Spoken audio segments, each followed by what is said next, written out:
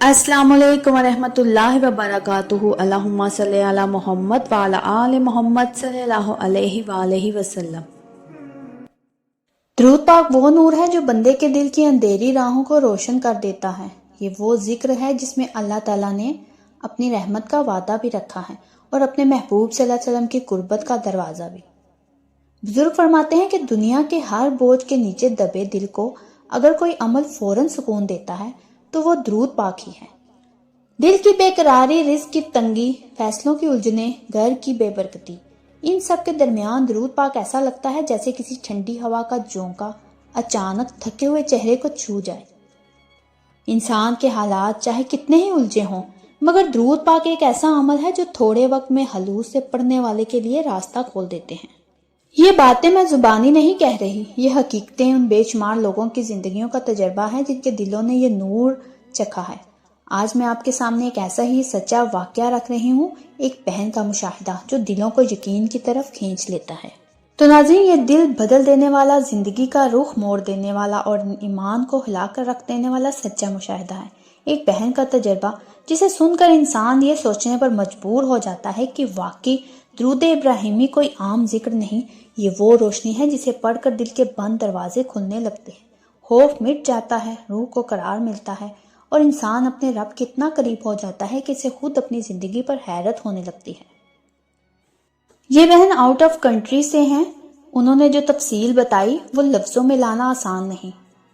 उन्होंने बताया कि उनकी जिंदगी एक बिल्कुल आम दुनियावी माहौल में गुजरी। घर में मजहब का माहौल नहीं, नमाज रोजे का तस्वर दूर दूर तक ना था। ड्रामे, गाने, सोशल मीडिया, यही सब कुछ उनके दिन रात का हिस्सा था। अल्लाह की मोहब्बत, रसूल अल्लाह सल्लल्लाहु अलैहि वसल्लम का इश्क, ये सब उनके दिल के लिए अजनबी था। वो खुद कहती हैं कि मैं वो लड़की थी जिसे ये भी मालूम नहीं था कि दिल का सुकून इबादत से मिलता है। मैं तो समझती थी कि खुशी, शोहरत, दुनिया और ख्वाहिशात में है।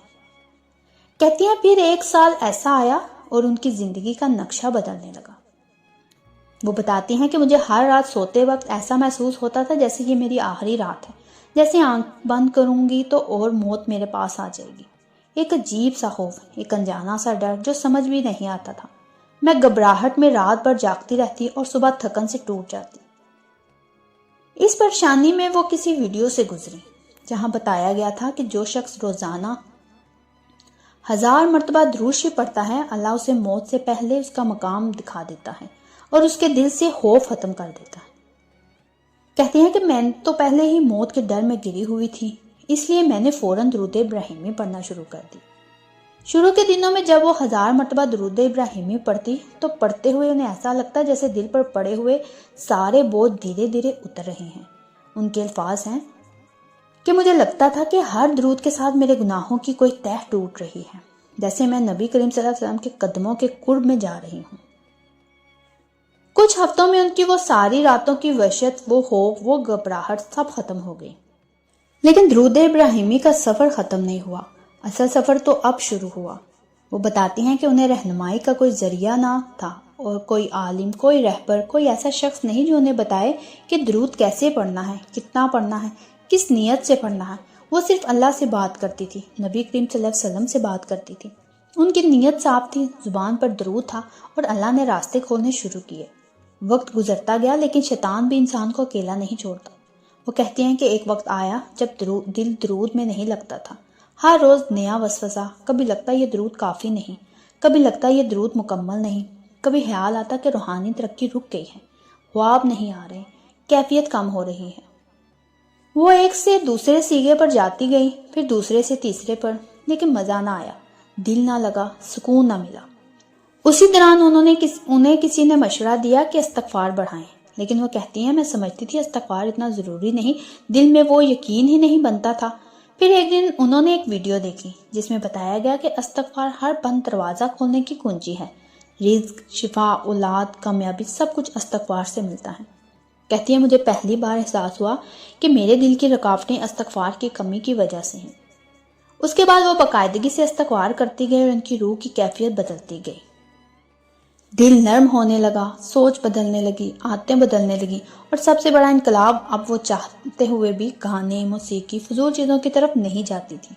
وہ خود کہتی ہیں کہ میں وہ لڑکی تھی جو کسی سنگر سے شادی کی دعا کرتی تھی، لیکن درود ابراہیمی نے میری سوچ ہی بدل دی۔ اب میں صرف یہ چاہتی ہوں کہ میرا شریک حیات اللہ اور اللہ اس کے رسول صلی اللہ علیہ وسلم کا عاشق ہو، عبادت گزار ہو، نیک ہو۔ کچھ مہینے ایسے ہی گزرے، لیکن پھر ایک نئی آزمائش شروع ہوئی۔ درود کے سیگوں کا وسوسہ، کون سا پڑھوں، کتنا پڑھوں، کیسے پڑھوں؟ وہ کہتی ہیں کہ خوابوں میں بھی اشارے مل رہے تھے، درود ابراہیمی، درود ہجری، درود قرب مصطفیٰ، لیکن شیطان پھر وسوسے ڈال دیتا۔ یہ طویل ہے، یہ مختصر ہے، اس میں آل کا لفظ نہیں، یہاں محبت کی کیفیت نہیں۔ وہ روز پریشان ہوتی، پھر چھوڑ دیتی، دوبارہ شروع کرتی، پھر دل باری ہو جاتا۔ یہ کیفیت چلتی رہی۔ پھر ایک دن انہوں نے ایک ویڈیو دیکھی جس میں بتایا گیا کہ جو لوگ اولیاء کرام سے محبت نہیں رکھتے ان پر روحانی ترقی کے دروازے بند رہتے ہیں۔ یہ سنتے ان کا دل لرز گیا۔ وہ کہتی ہیں کہ جیسے کسی نے میرے اندر کی کھلی سچائی میرے سامنے رکھ دی ہو۔ میں مانتی تو تھی مگر عقیدت نہیں تھی۔ وہ رو پڑی، لمبی توبہ کی، دل صاف کیا اور پھر درود کا نور تیزی سے بڑھا۔ اسی دوران انہوں نے ایک عجیب خواب دیکھا۔ کہتی ہیں میں بہت خوف اور پریشانی میں ہوں، مجھے کہا جاتا ہے درود لکھو، درود لکھو، اس مصیبت کا حل درود لکھنے میں ہے۔ وہ خواب میں اتنا روئی کہ جاگنے کے بعد بھی جسم سن تھا، ہاتھ پاؤں بے جان تھے، سانس ٹوٹ رہی تھی۔ 1 گھنٹہ لگا خود کو سنبھالنے میں۔ پھر انہوں نے فیصلہ کیا کہ اب میں وہ درود پڑھوں گی جس کی طرف بار بار اشارہ مل رہا تھا، درود ابراہیمی۔ لیکن پھر وسوسہ، پھر پریشانی، پھر سوال۔ پھر ایک دن درود پڑھتے ہوئے اچانک دل پر ایک خیال ڈالا گیا کہ تم جو درود پڑھو گی اسے پڑھ کر سارے کا سارا سرکار صلی اللہ علیہ وسلم اور ان کی آل کو ہدیہ کر دیا کرو۔ ہر سیگا مکمل ہو جائے گا، ہر کمی ختم ہو جائے گی۔ وہ کہتی ہیں میں نے آنکھیں کھولی تو دل میں پہلی بار ایک مضبوط سکون تھا، جیسے اللہ نے خود جواب دے دیا ہو۔ اس کے بعد انہوں نے نیت کر لی، 1 کروڑ درود ابراہیمی۔ انہوں نے آغاز کیا اور چند ہفتوں ہی میں ایک حیرت انگیز خواب دیکھا۔ وہ خواب کچھ یوں تھا کہ میں ایک جگہ کھڑی ہوں، کچھ لوگ آپس میں بات کر رہے ہیں، مجھے دیکھ کر کہتے ہیں یہ وہ لڑکی ہے جسے نبی پاک صلی اللہ علیہ وسلم نے اپنے ہاتھوں سے چلنا سکھایا ہے، اسے راستے دکھائے ہیں، اسے سنبھالا ہے، اسے مقام دیا ہے۔ یہ خواب سناتے ہوئے وہ خود بھی رو رہی تھی، اور جب میں نے پڑھا تو میں بھی رو پڑی، کیونکہ درود ابراہیمی کا سب سے بڑا کمال ہی یہی ہے کہ یہ انسان کو ایسی جگہ کھڑا کر دیتا ہے جہاں اس کی روح اللہ کے نور کی طرف اٹھتی ہے اور ہر بند دروازہ کھلنے لگتا ہے۔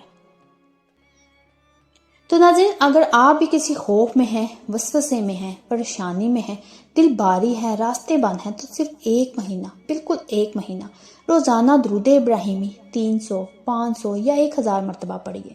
آپ دیکھیں گے کہ اللہ کیسے اندر کی گہرائیوں تک سکون اتارے گا، بند دروازے کھلیں گے، دل روشن ہوگا، خوف ختم ہوگا، اور سب سے بڑی بات آپ کی سوچ بدل جائے گی، اور یہی اصل معجزہ ہے۔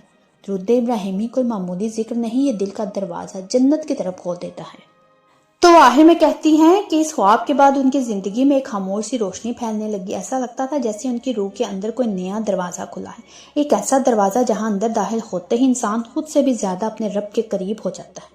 کہتی ہیں پہلے میں صرف زبان سے درود پڑھتی تھی، لیکن اب ایسا محسوس ہوتا ہے جیسے دل کے اندر کوئی اپنی پوری طاقت کے ساتھ اللہم صلی علی محمد کہہ رہا ہے۔ میں حیران رہ جاتی تھی کہ یہ کیفیت کہاں سے آ گئی ہے۔ لیکن روحانی سفر ہمیشہ سیدھا نہیں ہوتا، کبھی راستے چمکتے ہیں، کبھی دھند اترتی ہے، کبھی دل مضبوط ہوتا ہے، کبھی نرم ہو جاتا ہے۔ ان کے ساتھ بھی یہی ہوا۔ جتنا وہ آگے بڑھتی گئی وسوسے بھی اتنے ہی گہرے ہونے لگے۔ شیطان انسان کو نیکی سے روکنے کے لیے کبھی برا راستہ نہیں دکھاتا، وہ نیکی ہی کے اندر الجھا دیتا ہے۔ وہ کہتی ہے میں جب کبھی تھک کر بیٹھتی تو دل میں ایک آواز آتی، اگر آج کم پڑھ لیا تو کیا فائدہ؟ کیا تم وہی ہو جو دعویٰ کرتی تھی کہ 1 کروڑ درود پڑھوں گی؟ اور یہ سوچ مجھے توڑ دیتی، میں خود کو کمزور سمجھنے لگتی، جیسے میرا سفر کہیں رک گیا ہو۔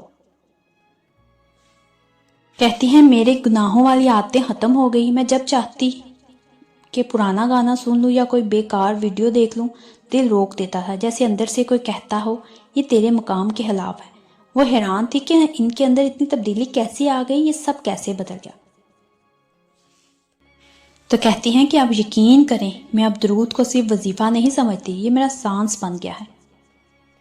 ناظرین، یہ الفاظ پڑھ کر میں دیر تک خاموش بیٹھی رہی، کیونکہ جب درود دل میں سانس بن کر اتر جائے تو پھر زندگی بدل جاتی ہے۔ تو ناظرین، اگر آپ کو میرا یہ مشاہدہ، میرے یہ الفاظ دل سے لگے ہوں تو میرے چینل کے ساتھ جڑے رہیے، میرے چینل کو سبسکرائب کریں، لائک کریں، شیئر کریں، مجھے کمنٹس میں ضرور بتائیے گا کہ کون کون درود پاک پڑھتا ہے۔ ایک نئے مشاہدے کے ساتھ دوبارہ حاضر ہوں گی۔ جزاک اللہ خیر۔